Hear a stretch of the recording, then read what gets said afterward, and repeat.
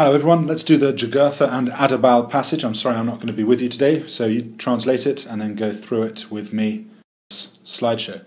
Here you go. If you don't have your books in front of you, pause this and then we'll go through it together.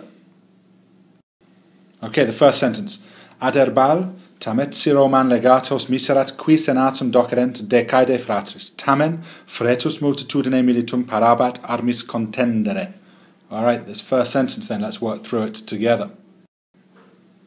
Adherbal, this is of course the brother. Although, tametsi, let's look for our main verb, miserat, although he had sent legatos, envoys, Romam, to Rome, qui, now qui can obviously be a relative pronoun, this could be a relative clause, but because I see the ending of the verb docerent, with that nt ending, I know that we're not actually dealing with a relative clause, we're actually seeing a purpose clause with qui instead of the ut. So, although he had sent envoys to Rome, to docerent, to teach the Senate, but I think it's just better if we just say to tell the Senate, de, about the caede, the slaughter, fratris, genitive, of his brother, tamen, still, or however, fretus, fearing, having feared, but fearing I think is okay here, fearing the multitudine, the number, militum, of soldiers, parabat, was preparing, contendere, infinitive, contendere armis, was preparing to go to war. Next sentence. Sed, ubi res ad certamen venit, victus ex proelio fugit in provinciam ac deinde Roman contendit. So this next bit. But when matters ad certamen venit, I've said came to a head, literally when events came to a struggle, victus, we've got there victus, this is a perfect passive participle here of vinco, I conquer, so having been conquered, now it's not going to be having been conquered out of the battle, it's having been conquered, let's find our main verb, and we have it now in fugit, having been conquered, he fled proelio, ex proelio, from the battle, in provinciam, into the province, and he contendit, and he hurried then into Rome, and then he hurried into Rome. Next sentence. Tum Jugurtha timere populum Romanum, neque adversus iram eos usquam nisi in avaritia nobilitatis et pecunia suam spem habere. Getting a bit more difficult now. Tum, then Jugurtha, timere, now that timere looks like it's going to be an infinitive, doesn't it? But this is what we call the historic infinitive. So instead of it being to fear, it's just feared. It's more descriptive. It adds vibrancy, it adds pace to the actual translation. Then Jugurtha feared the Roman people. Neque adversus. So we don't want to go and not against the anger because that wouldn't make any sense. And not, let's find our verb. And it's neque, it's none of these next words in the next line, then none of the words in the line beneath it until we get to habere. And habere there is another historic infinitive. And he did not have hope. Or I think it sounds better if we say, and he had no hope. He had no hope, adversus, against iram eos, against literally the anger of them. This is the Roman anger. And he had no hope against their anger, usquam, literally, and not until, or and not at all, nisi, except in avaritia, in the, we don't want to say avarice, in the greed of the nobility, and in sua pecunia, and in his own wealth. Alright, the next bit. Itaque, paucis diebus, cum auro et argento multo Romam legatos mitit, quibus praecipit primum, ut veteres amicos muneribus expeant, deinde novos acquirant, postremo quaecumque possunt largiendo parare necum tarentur.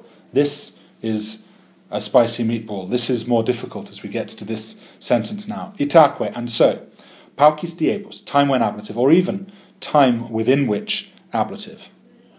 And so, paucis diebus, in a few days, cum, when he, and so, in a few days, let's find our main verb, mitit, he sends, let's put it in the past tense, he sent legatos, ambassadors. So we've got our main verb, mitit, and now we need to find our object of mitit. He sent our legatos, the os ending telling us that we're dealing with the object. He sent ambassadors, Romam. He sent ambassadors to Rome. Cum auro, with gold and with much silver, or with much gold and silver. Quibus, to whom he praecipit, he gave instructions, primum, first, first, and I see this ut, let's find our subjunctive, I have it there. He gave instructions, ut expleant, first, to satisfy, expleant, first to satisfy his object, veteres amicos, first to satisfy his old friends with gifts, muneribus, and I look at expleant. Why, you may ask, it's a very good question, why is expleant in the subjunctive? It is in the subjunctive because it follows the praecipit, giving instructions, ex ut expleant. It is a command or an indirect command. He gave instructions to satisfy his old friends first with gifts, deinde, then acquirant, again subjunctive, again part of this indirect command from the original praecipit, given instructions to do something, and to acquire new ones. So he gave instructions first to satisfy his old friends with gifts, then to acquire new ones. Postremo, finally, ne cunctarentur.